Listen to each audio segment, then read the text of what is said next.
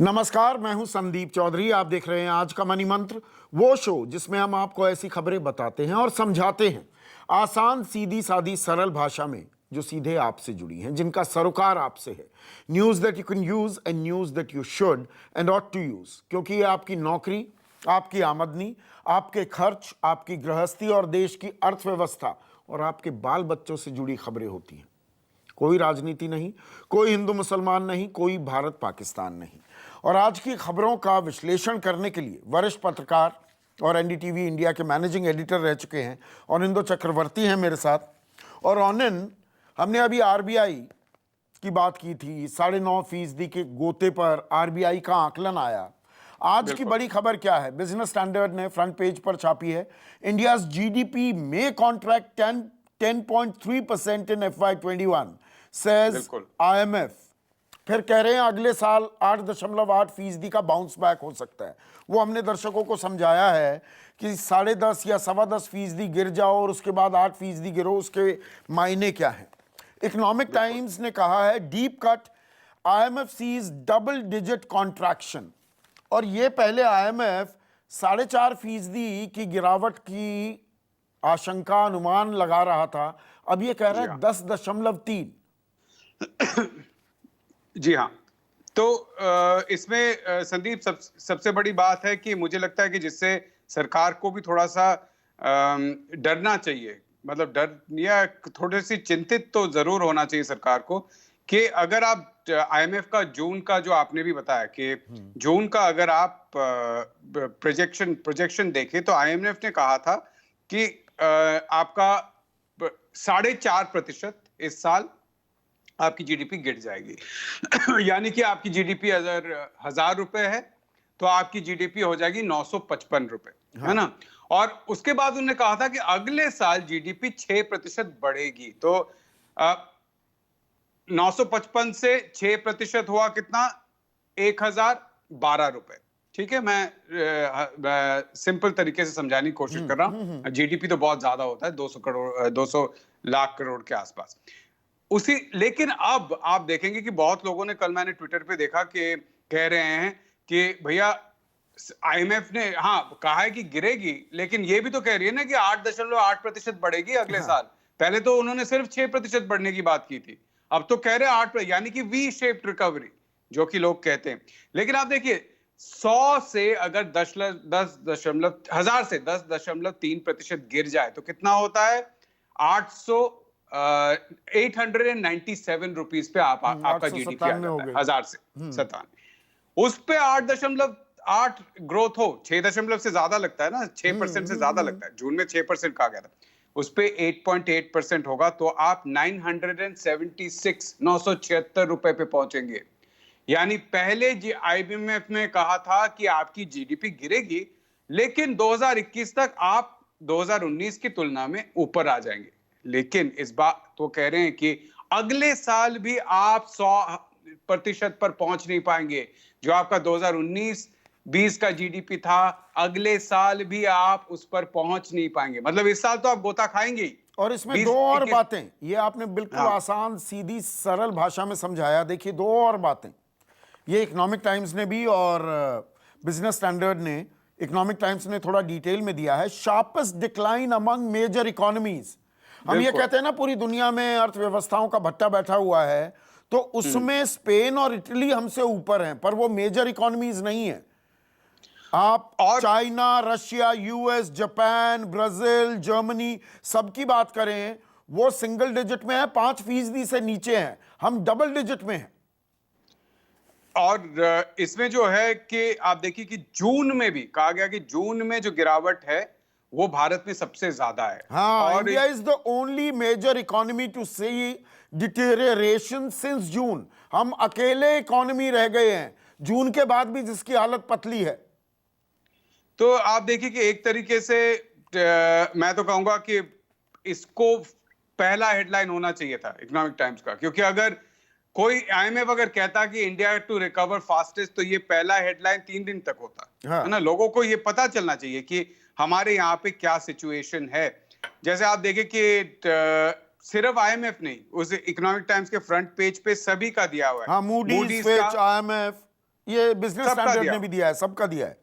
हाँ, तो इसमें मैं कहूंगा कि एक चीज हमें याद रखना चाहिए कि आईएमएफ कोई बहुत ही ग्रेट कैलकुलेटर नहीं है। ये नहीं है कि वो जो कह रहे हैं वही बिल्कुल सही होगा।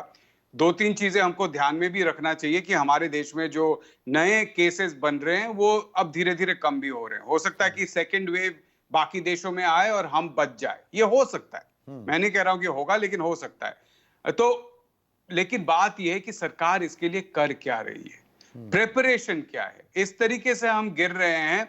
बाकी देशों में एक और चीज है, बाकी बड़े इकोनॉमियों में कहा गया था कि 2017-18 के बाद एक बूम पीरियड आया, एक रिकवरी पीरियड आया। हाँ, वो अप एंड डाउन जरूर हुआ था, लेकिन यूरोप में भी आपको याद होगा कि जब ये ब्रेक्सिट हुआ था, जब ब्रिटेन अलग हो गया था, होने की बात कर रहा था ईयू से, तब कहा गया था कि बहुत बड़ा एक स्लोडाउन आने वाला, लेकिन वो हुआ नहीं। ग्रोथ काफी अच्छा हुआ है और यूएस में तो काफी अच्छा ग्रोथ हुआ है। तो हमारा तो पहले ही हाल खस्ता था। तो आप सोच लीजिए, दूसरे लोगों का अगर स्लो डाउन कम है तो उनका बेटर सिचुएशन से स्लो डाउन कम है।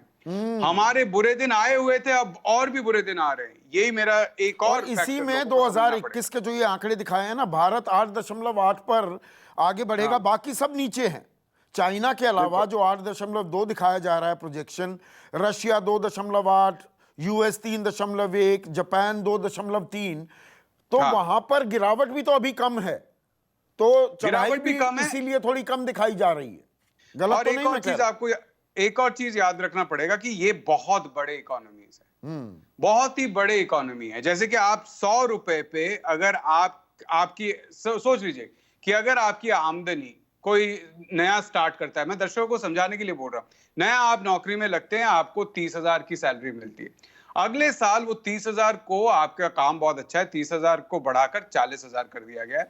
आप कहेंगे आपका ग्रोथ 33% है ना, आपको 33%, आपके बॉस बताएंगे कि बहुत अच्छा है आपका 33% का ग्रोथ, आप कहेंगे वाह, इंक्रीमेंट 33%।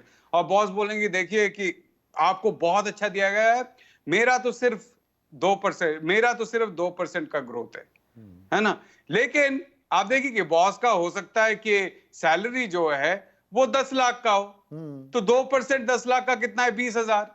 इनका 30,000 पे 33% 10,000 है, बॉस का 2% पे 10 लाख के सैलरी पे 20,000 है। तो यही डिफरेंस आपको करना पड़ेगा कि बड़ी इकोनॉमियों का ग्रोथ स्लो होता है। 2% का ग्रोथ यूएस में बहुत बड़ा ग्रोथ है, हमारी यहाँ पे इसको बहुत मैं दूसरे तरीके से कहूं ऑनिन, देखिए हम भारत और चीन की बड़ी कंपैरिजन होती है, बड़ी चर्चा में है चीन।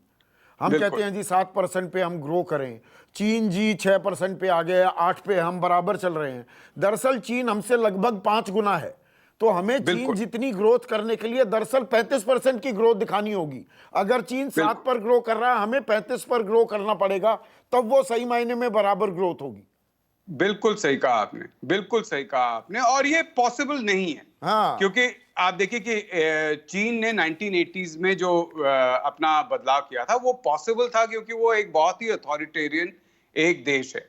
वहां पे आप कुछ जैसे कि एक जोक चलता था कि चाइना ने डिसाइड किया है कि बीजिंग में एक रास्ता बनेगा। जो लोगों के उसमें रोड आ रहा था उनको कहा गया कि आप लोगों को 1 महीना दिया जा रहा है, 1 किलोमीटर दूर आप लोगों का घर बनाया जाएगा। लोगों ने प्रोटेस्ट किया, हम तो नहीं छोड़ेंगे।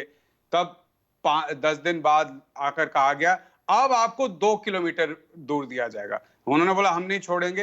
अंत में उनको जब छोड़ना पड़ा तब उनको 10 किलोमीटर दूर घर दिया गया। तो क्योंकि चाइना में पूरा सिस्टम ही ऐसा है कि जो सरकार कहती है वो आपको मानना पड़ेगा। ऐसे में आपका ग्रोथ हो सकता है, लेकिन उस ग्रोथ के लिए आपको कुछ ना कुछ फ्रीडम, पर्सनल स्पेस, ये सब आपको सैक्रिफाइस करना पड़ेगा। ये ट्रेड ऑफ है। हाँ, आपको आजादी चाहिए, डंडा राज चाहिए, कुछ लोगों को ग्रोथ चाहिए, कुछ लोगों को आजादी चाहिए, कुछ लोगों को एक बीच में चाहिए। मैं थोड़ा सा एक एग्जांपल दर्शकों को दूंगा कि जब केन राज एक बहुत बड़े इकोनॉमिस्ट थे, तब सिर्फ शायद 23 या 26 साल के थे, जब उन्होंने पहला प्लान बनाया था हमारे देश का। वो आर्किटेक्ट थे पहले प्लान के, और नेहरू ने उनको बुलाया कि आपने सिर्फ 4.5% का ग्रोथ बनाया अपने चैप्टर में, मैं डिस्कस करना चाहता हूं, इतने कम में कैसे होगा। तो केन राज आए और 2 ऐसे स्टोरीज है। एक, उन्होंने कहा कि आप डेमोक्रेसी चाहते हैं या अथॉरिटेरियन चाहते हैं, आप चुन लीजिए, नेहरू को बोला। दूसरा स्टोरी यह है कि उन्होंने नेहरू को कहा कि ठीक है, मैं ग्रोथ आपको बढ़ा सकता हूं, लेकिन क्या आप स्टालिन बनना चाहते? तो नेहरू समझ गए कि ग्रोथ बढ़ाने के लिए क्या करना पड़ेगा, अथॉरिटेरियनिज्म। बहुत लोग इसलिए चाहते कि अथॉरिटेरियनिज्म हो, लेकिन अथॉरिटेरियनिज्म का दूसरा साइड जो है वो बहुत बिजनेस नहीं, हम कंफ्यूज भी रहते हैं ना। मैं चाइना गया था ऑनन, हाँ। जब 2004 में मनमोहन सिंह प्रधानमंत्री बने तो नारा बुलंद किया गया मुंबई को शंघाई बनाएंगे। मैं स्टार न्यूज़ में था और मुंबई में हमारे हेडक्वार्टर्स थे, तो मैं शंघाई गया और वहां पर 1986 की आप शंघाई की तस्वीरें देखें और मुंबई की तस्वीरें देखें, जस की तस। और 86 के बाद मुंबई की, मैं 2005 की बात बता रहा हूं, मुंबई की 2005 की तस्वीरें देखें, कोई खास बदलाव नहीं। और चाइना तो पूरा, शंघाई तो पूरा बदल गया था। हाँ। तो अब वो ट्रेड ऑफ हम करना भी नहीं चाहते, पर सपने भी दिखाते हैं। काशी भी क्योटो बनने वाला था, अब वो बात कहीं बस फ्लाईओवर दबने में ही दबकर रह गई। पर इसमें एक और अहम पहलू है इस खबर का। हाँ। पर कैपिटा जीडीपी इन 2020 में स्लिप बिलो बांग्लादेश। अब बांग्लादेश से देखिए, बांग्लादेश एक बड़ा डेस्टिनेशन बन रहा है। चीन की घेराबंदी में भी बांग्लादेश, मेक्सिको और वियतनाम ये डेस्टिनेशन बन रहे हैं। वहां पर जो कंपनियां थी वो अब इन देशों में आ रहे हैं। भारत में आने वाली तो इक्का दुक्का कंपनी है बस, जिसने इंटरेस्ट दिखाया है। बिल्कुल। आप देखिए कि ये जो पर कैपिटा, क्योंकि बांग्लादेश का ग्रो करेगा, जीडीपी ग्रो करेगा, और जीडीपी ग्रो करेगा तो पर कैपिटा इनकम भी बढ़ेगा। हमारी गिर रही है तो पर कैपिटा इनकम भी हमारी गिर गई। पर कैपिटा इनकम मतलब क्या है? टोटल आपके देश का जो जीडीपी है, मतलब बांग्लादेश हमसे अमीर हो जाएगा। मोटी मोटी बात यह है ना। हाँ, बिल्कुल। वहां का औसत आदमी, एक बांग्लादेशी एक भारतीय, आम भारतीय से अमीर हो जाएगा। औसत, बिल्कुल। और हो सकता है उसलिए उनको सीए एनआरसी भी लगाना पड़े बांग्लादेश में, ताकि यहां से लोग, अभी तक तो ये होता था वहां से गरीब गुरबे आ जाते हैं, भारत में घुस जाते हैं। यहाँ ये तस्वीर उलट हो रही है। बिल्कुल। हमें थोड़ा सा ये भी देखना पड़ेगा कि इनइक्वालिटी कितनी है। मतलब क्या वहां पे ज्यादा लोग जो अमीर है वो सब बहुत ज्यादा अमीर है, इसलिए औसत ऊपर जा रहा है। लेकिन आप जानते हैं कि जो जितने भी स्टडीज हुए हैं, भारत में इनइक्वालिटी सबसे ज्यादा देखा गया है रशिया के बाद। आप ग्लोबल इंडेक्स में भी देखेंगे, वेल्थ इंडेक्स में भी देखेंगे, तो आप देखेंगे हमारे देश में गरीब अमीर गरीब में फासला रशिया के बाद सबसे ज्यादा है ना। तो ये भी आप नहीं कह सकते कि बांग्लादेश में ज्यादातर लोग गरीब है, कुछ अमीर है, इसलिए औसत ऊपर जा रहा है।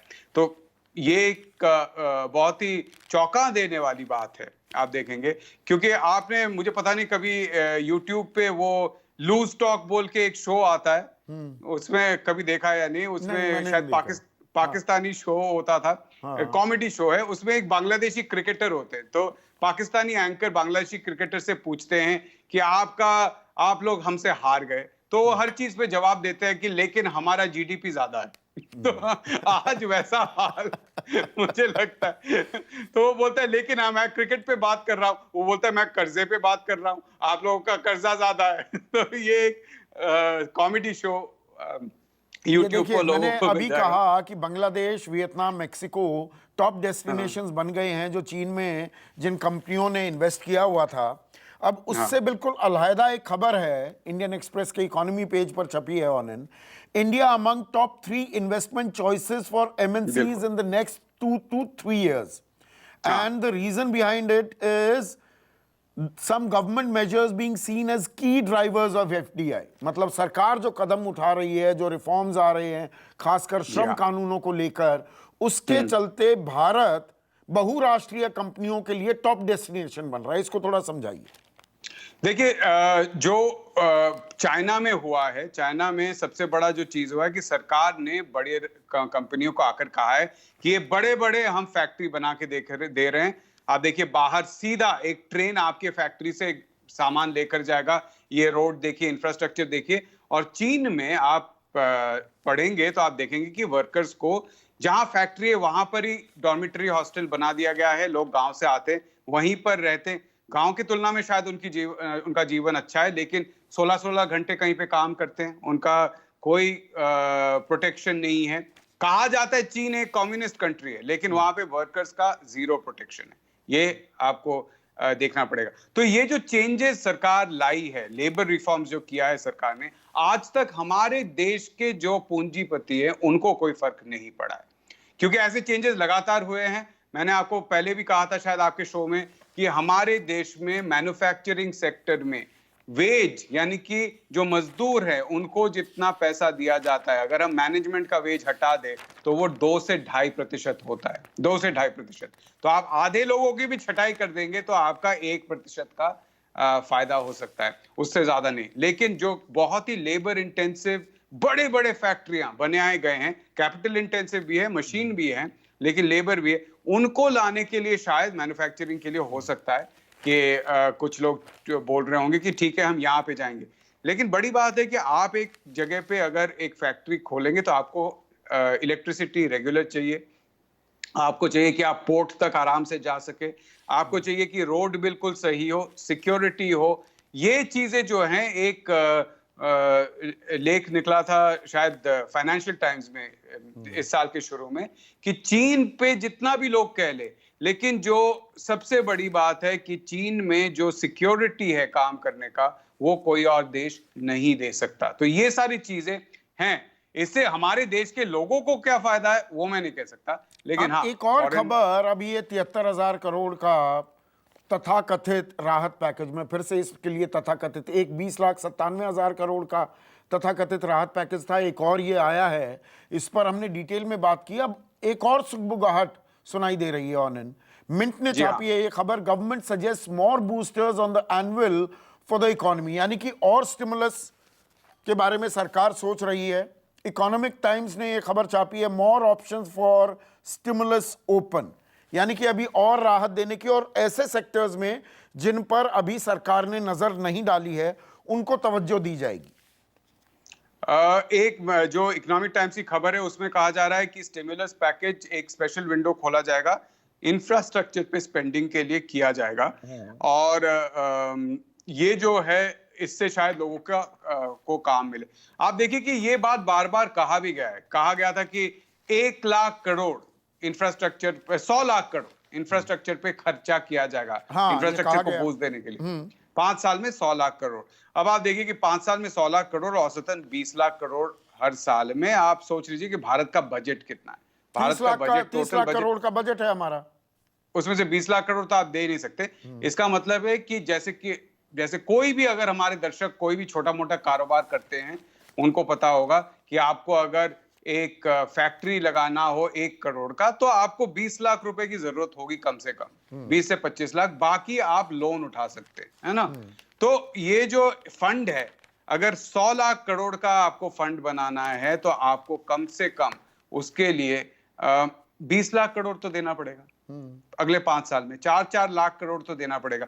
मुझे नहीं पता कि सरकार इंफ्रास्ट्रक्चर में कितना पैसा डालने को तैयार है, लेकिन करना जरूरी है। एमएनसीज अगर आपको लाने भी है नौकरियां देने के लिए, जिस प्रकार की भी नौकरी हो, तो आपको ये करना पड़ेगा। लेकिन ये इसमें इतनी देरी क्या है, ये सब लीक करने की? जब सवाल लोग कर रहे थे, पहले लीक बड़ी की जाती हैं और घोषणाएं बाद में होती हैं। हमारे पास लास्ट मिनट है ऑनलाइन, और ये बहुत अहम खबर है, एक क्विक कमेंट आपका चाहूंगा।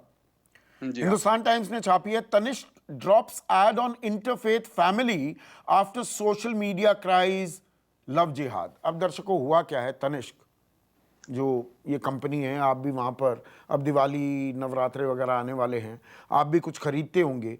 इन्होंने एक ऐड बनाई जिसमें एक मुस्लिम परिवार है, सास है और उनकी जो बहू है वो हिंदू है, और वहाँ पर तैयारियां की जा रही है कि हिंदू त्योहार आ रहा है, उसको हम गाजे बाजे के साथ धूमधाम के साथ मनाएंगे। इसमें अब लव जिहाद की बातें उठने लगी। मतलब ये कॉरपोरेट वर्ल्ड के लिए भी, और तनिष्क झुका क्यों ये भी मेरी समझ से परे है कि कुछ सर फिरे। ये ट्रोल हैं, ये आम जनता, आपका या मेरा गुस्सा नहीं है, ये खामखा के ट्रोल्स हैं। ट्रोल्स के नीचे टाइटन जैसी कंपनी दब गई ऑनलाइन। लेकिन आप देखिए कि आप देखेंगे तो ट्विटर पर जाएंगे तो बड़े बड़े जो राइट विंग दक्षिणपंथी नाम है, उन लोगों ने इस तरीके से इसको सामने किया है। और बहुत सारे लोगों ने तो जो तनिष्क के शायद कोई कर्मचारी हैं, उनका लिंक्डइन प्रोफाइल ये सब डाला हुआ है। तो तनिष्क का लास्ट लाइन आप देखेंगे स्टेटमेंट, तो उन्होंने कहा है कि for the safety and security of our employees, और जो हमारे शोरूम्स है, कितने लोग चाहिए आपको आकर 10 जगह पे तनिष्क का जो शोरूम है उसको तोड़ फोड़ करने का? लोगों भारतीय को खींच के अर्थव्यवस्था पर मारना, किस तरह की पीटना। कमेंट्री है? मतलब ये दुनिया देख रही है ना, बिल्कुल। ये हमारी इकोनॉमी के बारे में भी एक सैड कमेंट्री है ना। देखिए, मैं आप भी टीवी चैनल पर हैं, एंकर हैं, आप एक एडिटर हैं। मैंने टीवी चैनल छोड़ दिया है, लेकिन हम जानते हैं कि किस तरीके से टीवी चैनलों ने एक प्रोपेगेंडा तैयार किया हुआ है। हर रोज होता है, हर शाम को होता है। तो ये जो एक तरीके से अमन का काउंटर प्रोपेगेंडा आप कह सकते हैं, आप कह सकते हैं ये प्रोपेगेंडा, ये सच नहीं है, कहीं नहीं होता है। लेकिन अगर ये है तो ये अमन का है, शांति का है, भाईचारे का है, प्यार का है ना? उसको आप खड़ा होने नहीं देना चाहते। ये असल में और कुछ नहीं है। आप शुरू से इंटिमिडेट करके डरा धमका कर अमन और भाईचारे को रोकना चाहते और ये यही है। भारतीय अर्थव्यवस्था के लिए भी अच्छे संकेत नहीं है। ट्रोल्स हावी होने लगे बड़े बड़े कॉरपोरेट्स पर भी। It's not a good thing for Indian economy. आज की खबरों को आसान, सीधी सादी, सरल भाषा में समझाने के लिए ऑनन आपका बहुत बहुत शुक्रिया। आज का मनी मंत्र में बस इतना ही। नमस्कार, मैं हूं मानक गुप्ता। अगर आपको हमारा ये वीडियो पसंद आया हो तो इसे लाइक और शेयर जरूर करें, और हां, हमें सब्सक्राइब और फॉलो करना ना भूलें ताकि आप देश और दुनिया की कोई खबर मिस ना करें। तो जुड़े रहिए हमारे साथ और देखते रहिए न्यूज़ 24।